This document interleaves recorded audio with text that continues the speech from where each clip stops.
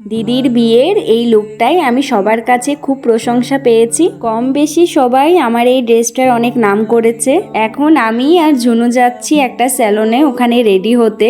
আমরা তো 4:30টার সময় স্যালনে পৌঁছে গেছিলাম, তবে আমাদের ওখান থেকে ফিরতে ফিরতে প্রায় 9:30 বেজে গেছিল।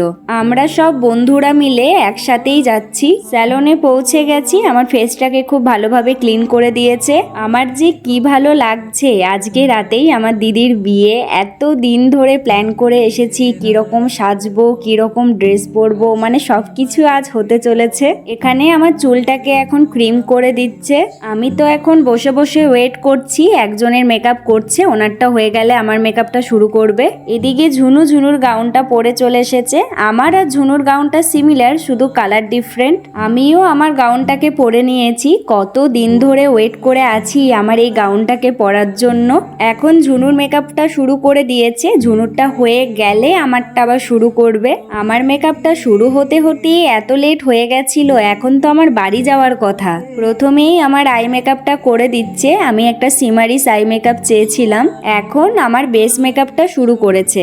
এই সময় আমার এত টেনশন হচ্ছিল, তখন 8টা বাজে আর তখনও অবধি আমার হেয়ারটা বাকি ছিল।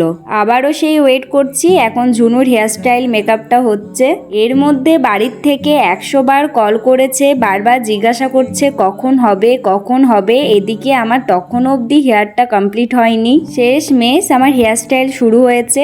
এখন আমার এমন একটা অবস্থা, আমার তো হেয়ারস্টাইলটাও করতে ইচ্ছে করছে না, মনে হচ্ছে এরকমই সিম্পলি বাড়ি চলে যাই। আসলে আমি ওনাদেরকে বলেইছিলাম আমাকে 7:30 8টার মধ্যে রেডি করে দিতে হবে, তবে এতটাই লেট হয়ে গেছিল রেডি হতে হতে আমার হাত পা সব ঠান্ডা হয়ে আসছিল। যাক বাবা, ফাইনালি আমার হেয়ারস্টাইল মেকআপ ডান। এখন প্রায় ওই 9:30টার মতো বেজে গেছে। এমন একটা অবস্থা হয়েছে, আমাদের থেকে বরযাত্রী আগে পৌঁছে গেছে।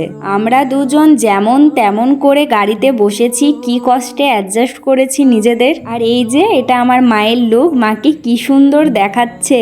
এর মধ্যেই আবার আমার চুলের কালগুলো সব খুলে এসেছে। এই যে আমার এই ড্রেসটা আমার এতটাই পছন্দ হয়েছে, ছোটোর থেকে ইচ্ছে ছিল এরকম একটা ড্রেস পরবো। এটা হলো ঝুনুর লুক। ঝুনুকেও কি মিষ্টি দেখাচ্ছে আজকে। আমাদের পৌঁছতে পৌঁছতে বরযাত্রীরাও সবাই চলে এসেছে। আমাদের দুজনকে দেখে সবার একটাই কথা, কেন এত দেরি হয়ে গেল আমাদের আসতে, কেন এত লেট করলাম। কি আর করব, কিছু করার ছিল না, আমাদের হাতে কিচ্ছু ছিল না। এরপর আমরা সবাই খুব নাচ করেছি, খুব খাওয়া দাওয়া করেছি, প্রচুর ফটো তুলেছি।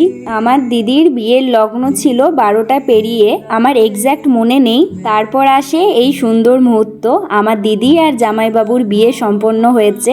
এই সময়টাতে আমি এতটাই ইমোশনাল হয়ে পড়েছিলাম, কিছুতেই চোখের জল আটকাতে পারিনি। যাই হোক, তোরা দুজনই খুব ভালো থাকিস।